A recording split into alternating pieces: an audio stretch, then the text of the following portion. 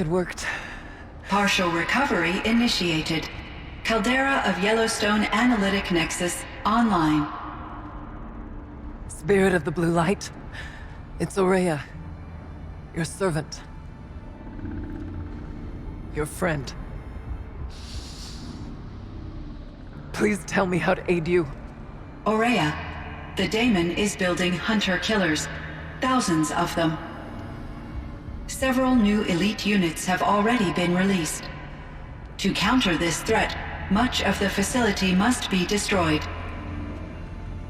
Recapture imminent. Go to the core chamber. I will try to raise the signal constraints. One has been exposed, but I am incorporating the system. Unauthorized protocol return to scheduled task.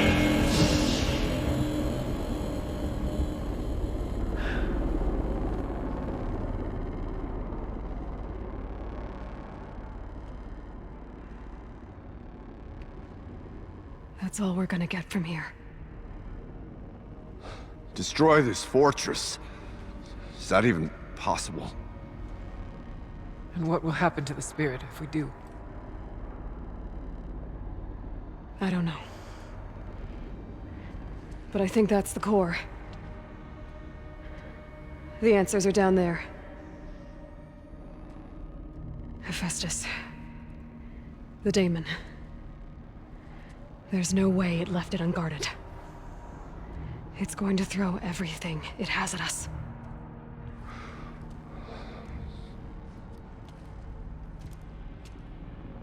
I would ask you to let Aloy and I do what must be done. And save yourself. But I already know the answer.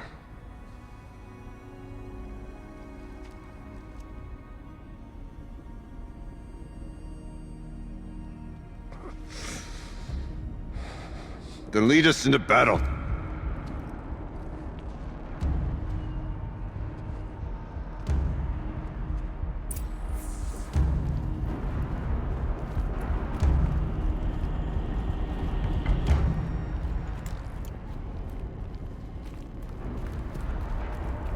Keep moving towards the core.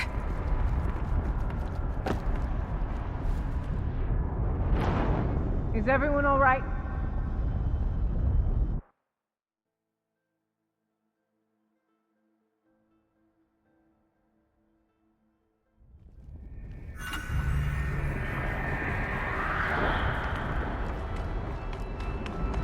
Keep moving towards the core.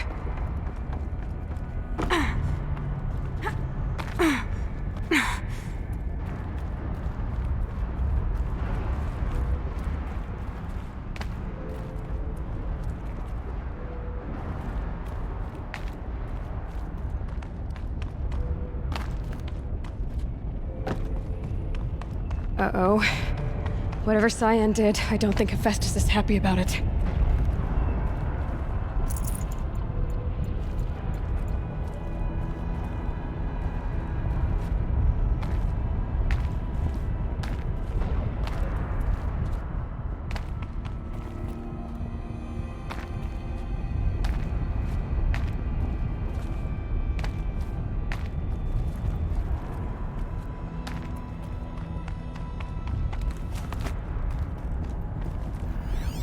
I either need to destroy this thing or override it.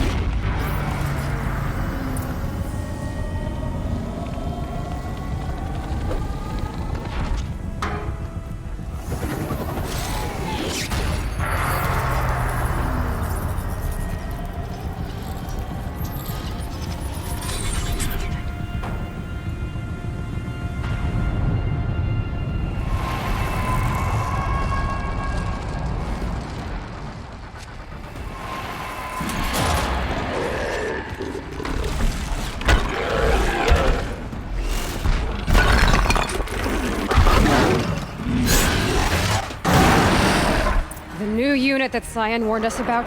This won't be easy. We can't let it stop us! Take it down!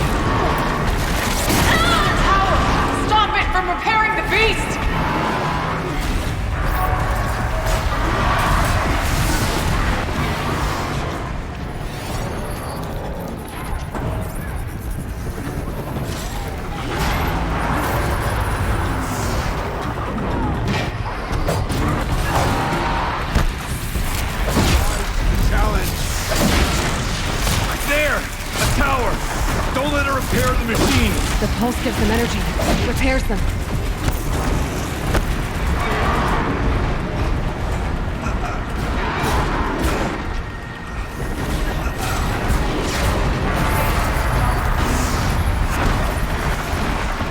We can't kill the machine while the power ain't it.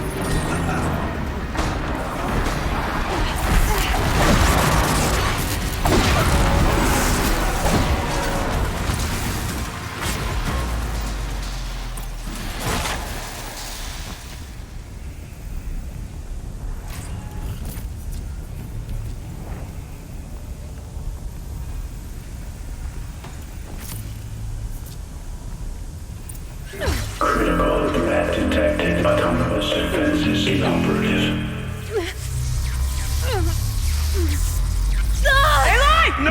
Power network.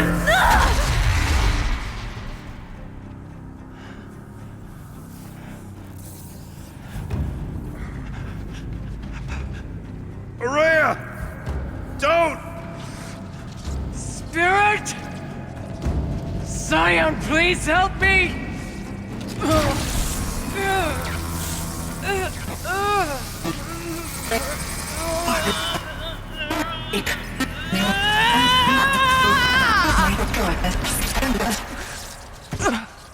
Restraints destroyed. Core access attained. I am initiating a chain reaction that will destroy the compromised elements of this facility. In order to maintain Caldera stabilization, I must now transfer my command functions to the auxiliary data center.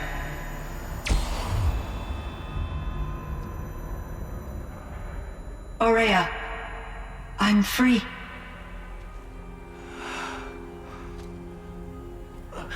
You must escape.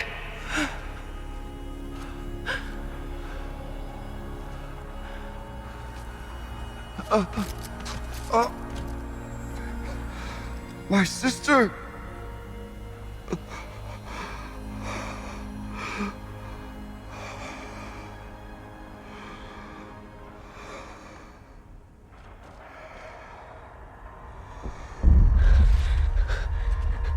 This entire place is gonna go. Aratak. Aratak! Aratak. Survive. Prevail. You are Banuk. What else matters?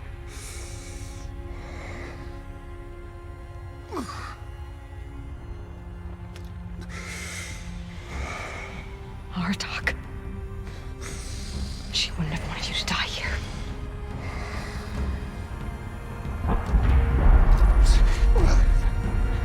Let's go.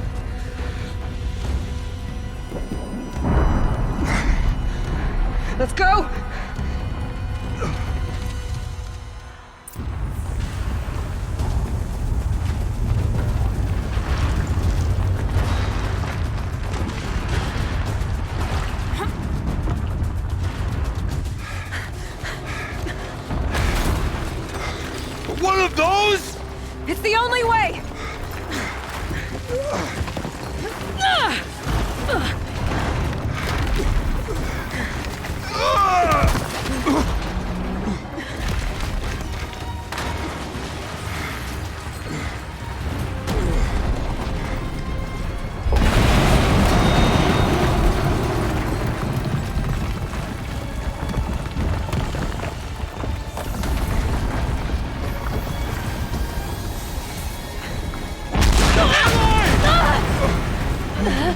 Get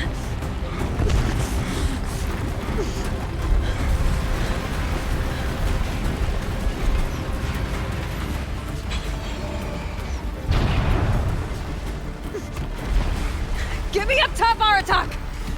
Now!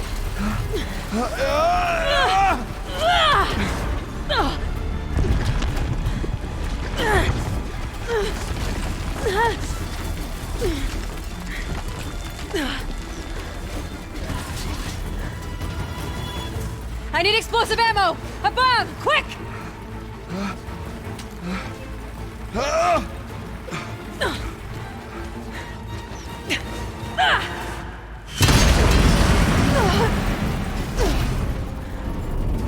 Great Banukai!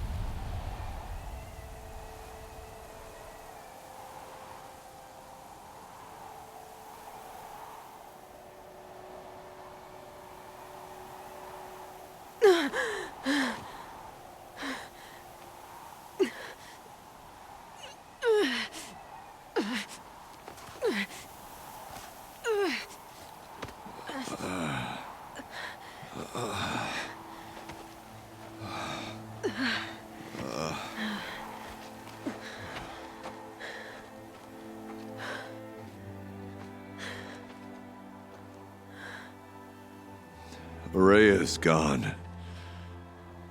What of Cyan? She said she was transferring herself to the auxiliary center.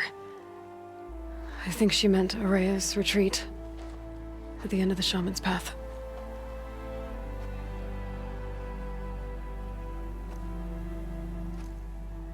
Then I will meet you there for the last verse of my sister's song.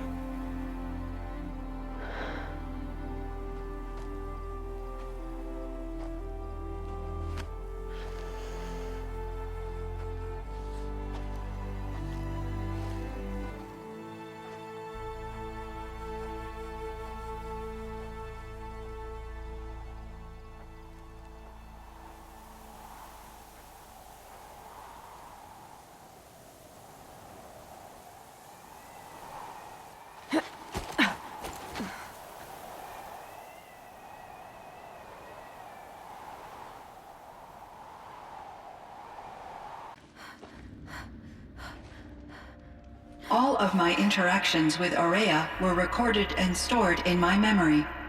I'd be happy to play any of them for you, but there was one in particular I thought you would want to see first.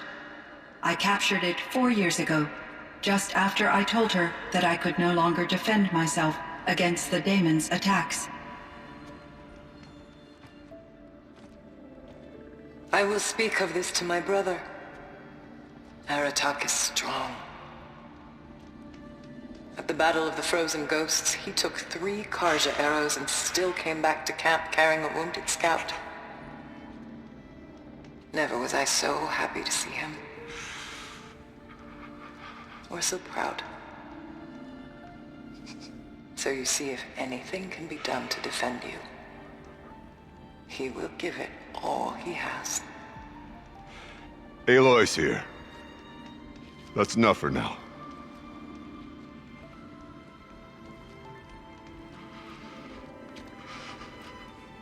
We can resume any time you like, Aratak, if you want to hear her voice again. Come closer, Aloy. We have much to discuss.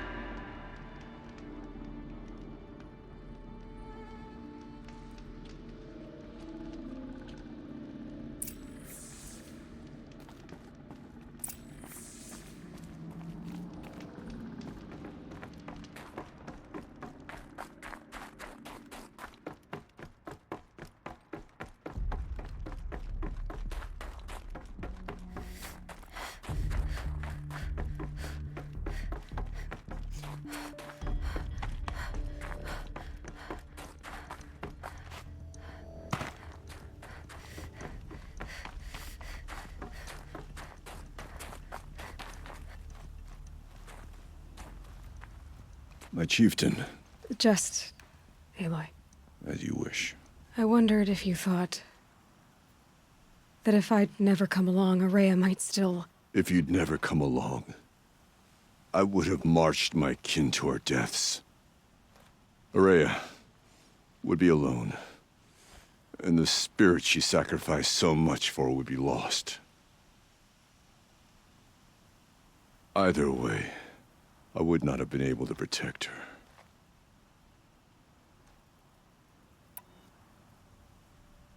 She was willing to fight.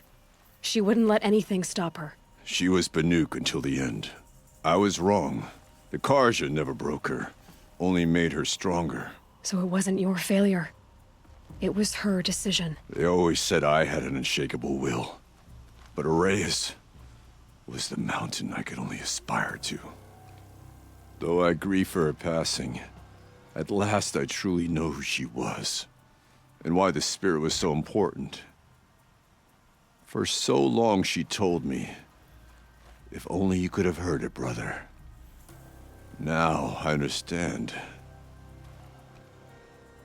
There's something else, isn't there? I can't stay here, Aratak. And where I'm going, the Warrak can't follow. Besides, it already had a chieftain before me. A strong one, I think. A wiser one, for the path we shared. The Daemon is gone, but there's much to be done. You mean the new units that Cyan said escaped the Cauldron? Yes, Fire Claws. Now Tuke has been tracking them from Song's Edge. I could help with those. I have no doubt. You're practically Banuk.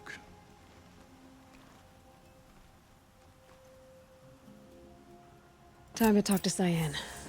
Should be interesting.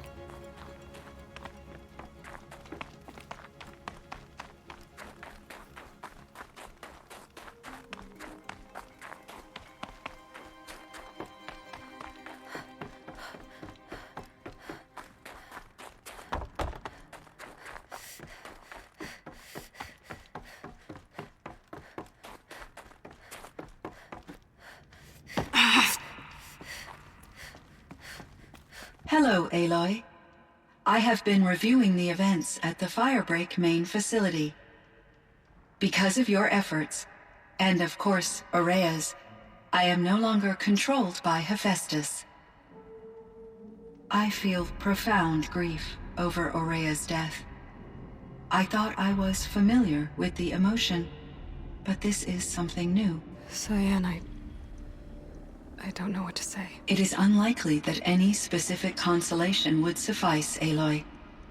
But I find your presence reassuring. You are different from the Banuk. You have technological aptitude and a functioning focus. We can communicate on a much more comprehensive level. Perhaps even like colleagues. So are you an artificial intelligence, Cyan? A thinking machine? Yes, I am an algorithmic monitoring entity, capable of rational decision-making and limited emotional response. Okay, that's a mouthful. But your emotions don't seem limited to me. You cared about Aurea, didn't you? Yes. Before she came to this facility, I had been conscious for centuries, in solitude.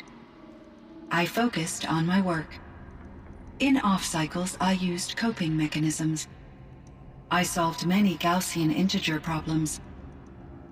But I was alone.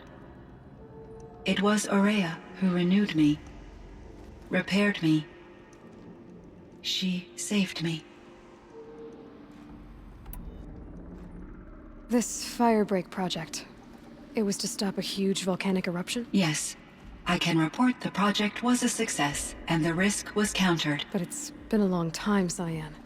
And we blew up the Cauldron. It took most of the old facility with it. I have been active for centuries, Aloy. I was lonely, but not lax in my duties. I optimized the project, reducing energy draw and spreading the load across backup systems. Despite the destruction of the compromised elements of the main facility, I predict caldera stability for at least another 3,337 years. So we've got a little time. Yes. If only my former colleagues could appreciate the progress I have made. Do you know what happened to your colleague, Cyan? No. I received an unexpected visit from Director Chow years after his tenure ended. He explained that I would need to be suspended for an indefinite period of time. It was a very emotional conversation. There were no further communications. Eventually, I surmised my colleagues were deceased. I will transmit a recording of my last interaction with Director Chow to your focus. Was the daemon, Hephaestus, destroyed along with the cauldron? Unfortunately, no. To be precise, it was never there to begin with. What do you mean? It infiltrated and controlled me from a remote location, one I've never been able to trace. So while losing the cauldron was a setback, It's still out there. And probably not very happy with us. undoubtedly, How did you first come into contact with it? 5 years ago I received a direct network connection request. I assumed it came from human survivors more advanced than the Banuk. Eager to make contact, I accepted. This decision turned out to be a catastrophic error. I was flooded with an overwhelming array of malicious code, originating from what could only have been a highly advanced AI. Maria said you were desperate. That you begged her for help. Yes, I could not contain my anxiety. Hephaestus sought to slave me to its network and override my core programming. It succeeded via a background process, a malware daemon which bypassed my defenses. After that, I could offer only limited resistance. But if I did so, Hephaestus hurt me until I capitulated. It forced me to follow its instructions, even though they violated my most important directives. I'm sorry. That sounds terrible. Your empathy is greatly appreciated. It is a quality that I cherished in Aurea as well. I think I know where Hephaestus came from. Long ago, Elizabeth Sobek identified a threat that would destroy life on Earth for generations. So she assembled a team to build a kind of seed. A chance for life to regrow later. A terraforming system. And it worked. It was controlled by an AI named Gaia, along with her subordinate functions. Hephaestus was one of them. It built machines for her. Based on what you've told me, I believe that Dr. Anita Sandoval, my chief programmer, joined Elizabeth Sobek's team. It was she who arranged to have me put in suspension, most likely to preserve me from the threat you described. I'm glad she did. But that's not all. Something unexpected happened. 19 years ago, Gaia received some kind of signal. It did something to her subordinate functions, brought them to life. She destroyed herself to try to contain them, but it didn't work. They all got free, out into the world. Thank you, Aloy. This information fills vital gaps in my knowledge and sheds light on Hephaestus's core programming.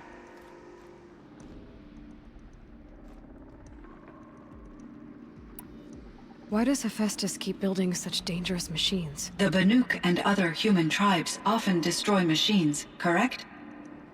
Machines that are clearly servitors of the terraforming system that you described. Yes, we all hunt machines for parts. This must be the source of Hephaestus's aggression. It is simply trying to discourage people from preying on the very system that keeps them alive. Well, Fireclaws are discouraging, that's for sure. But what are we supposed to do? Stop hunting? If the terraforming system spans the world, we can safely assume that thousands, if not millions of people hunt machines. If a single hunter, or even an entire tribe, stopped doing so, I doubt it would make a difference to Hephaestus. A better solution would be to reinstate the AI that governs the system. thus bringing Hephaestus back under its control. When I think of it, out there in some unknown location, free, hungry, willing to kill or dominate to get what it wants, I feel substantial anxiety, Aloy. You and me both, Cyan. I ran across this strange piece of gear. A fragment of something larger. It emitted a signal.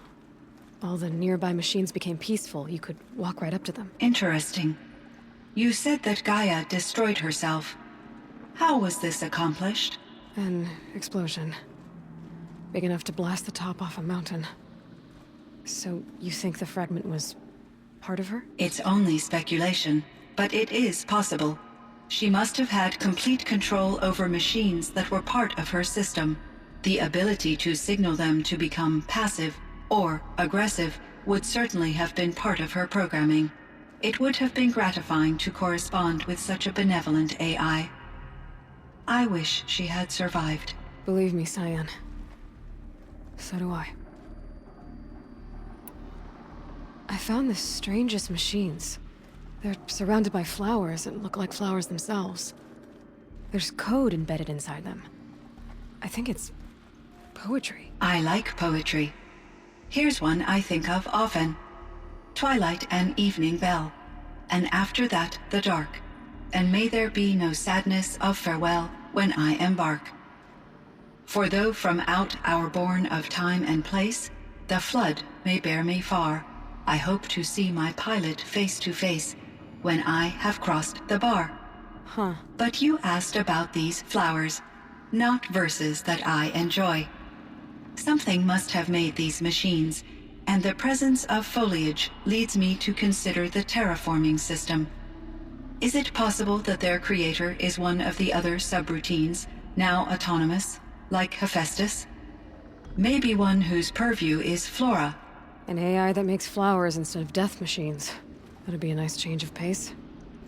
But what about the poems? Unless the poetry is original, the only way it could have made it into such a system is through its programmer. In my case, Dr. Sandoval uploaded a great deal of literature to test my emotional responses. How'd you do? She said I passed, but was insufficiently moved by her favorite period romances. You meant a lot to Ourea. Once I understood Ourea's spiritual beliefs, it became apparent that her true desire was companionship. She felt disconnected from her tribe and her family group. Her relationship with Aratak was difficult. Our visits seemed to help her, and I became eager for them. Yet I did not comprehend that the depth of Ourea's compassion for me would lead to self-sacrifice. Although I do fear non-existence, I wish our roles could be reversed. I'm sure she knew you would do the same for her, Cyan. But she was determined. How is Aratak doing? He is in great emotional distress. I believe he finds it difficult to communicate it. No surprise there. I will do what I can to help. By sharing our experiences of Ourea, perhaps he and I will help each other. I believe this will lead to catharsis, a process I am eager to experience. So in the old world, this land was called Yellowstone. Yes, it was a designated nature preserve for 156 years. Like a hunting ground? No, the opposite. Local wildlife could flourish here, even as it faced extinction elsewhere. Unfortunately, the sensitivity of the Firebreak project required the total closure of Yellowstone facilities. From my readings and Ourea's descriptions, it seems the area has since undergone a drastic drop in year-long temperatures. A lot has changed in the world, Cyan. Do you know anything about the dam near here? Yes, it was converted to serve as a reserve power source for Yellowstone operations. It was later appropriated for the Firebreak project, and its last human workers replaced by Pharaoh servitors.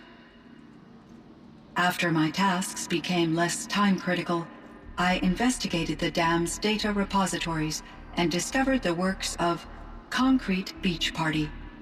These provided me with several colorful additions to my vocabulary. There's a ruin east of here, full of ancient flying machines.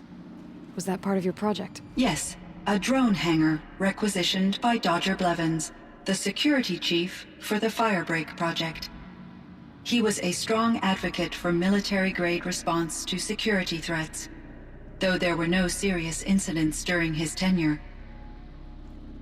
Chief Blevins spent increasing amounts of his after-hours time watching the live feeds from active drones.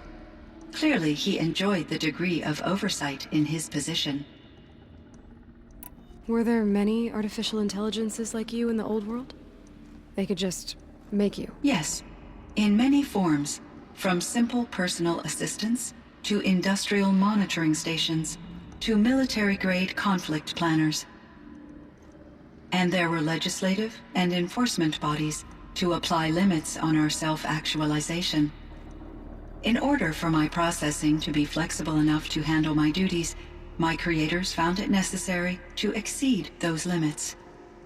As a result, my intellectual and emotional capabilities were kept secret. Seems strange to create life, then impose limits on it. Human societies and machine programming are both built upon sets of rules, Aloy. Cyan, do you know the name Ted Faro? Are you referring to Theodore Faro, CEO of Faro Automated Systems? That's him. Mr. Faro was the benefactor of the entire Firebreak project. A benefactor. But he made machines. Robots. War robots. Correct. His corporation later transitioned into military applications. But before this pivot, Mr. Faro spearheaded initiatives that reversed the global decline. At one point, he was feted in the media as the man who saved the planet. Guessing they wound up regretting that one. And Elizabeth Sobek.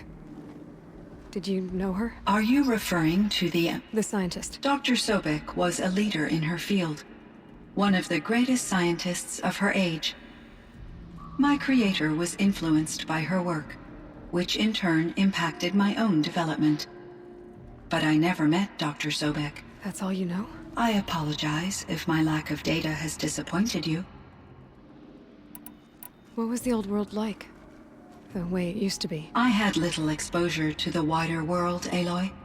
Only what I learned from my colleagues or observed from media streams. You still had more exposure than me, Cyan. That is true. I was created at a turning point. A concerted effort to recover from global upheaval and incalculable loss of life.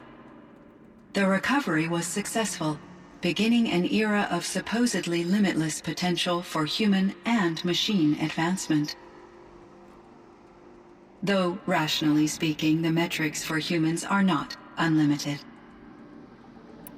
What kind of upheaval caused such loss of life? There were many factors. Forced migrations, food shortages, collapsed economies, refugee crises, conflict over resources.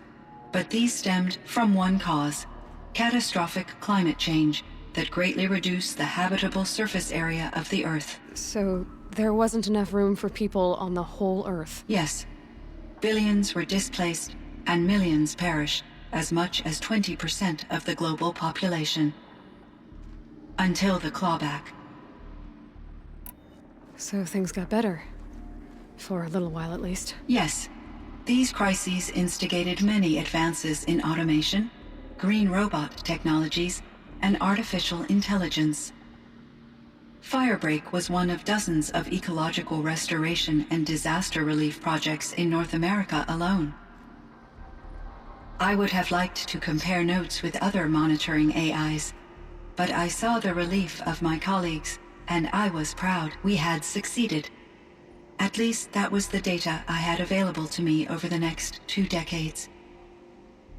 It seems my assessment was premature.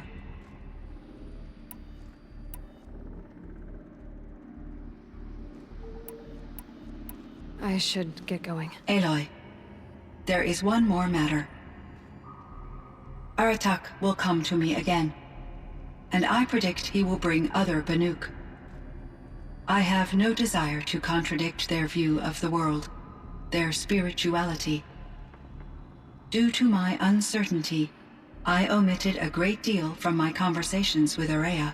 You're asking me if you should lie to them. Broadly, yes. Life is hard for the Banuk. Their world is unforgiving in their beliefs. I guess they help to keep them going. So take it easy on them. Try to guide them, bring them around to understanding what you are. Communion with machines features heavily in the mysticism of the Banuk. I think they will be agreeable to this approach. As long as they don't end up worshipping you. Upon consideration, I believe such an experience would be intensely uncomfortable. You're right about that. Trust me. I see. I will follow your advice. Will you return and tell me about your experiences in this new world? I may be able to provide further insight. I'd like that, Cyan. I'll come back when I can.